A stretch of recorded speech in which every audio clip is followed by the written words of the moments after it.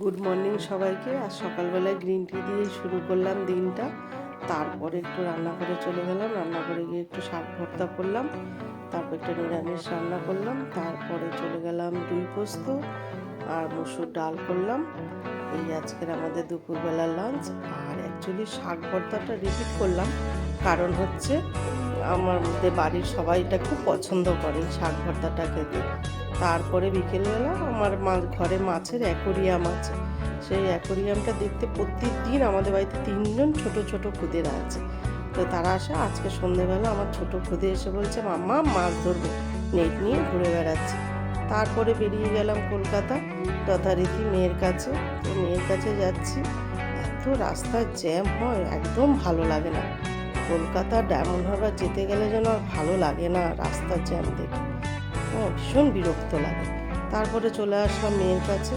তো মেয়ের কাছে এসে দিচ্ছে, মেয়ে পড়ছে বসে বসে। তারপরে মেয়েকে বললাম মা রাতে কি ডিনার করবি?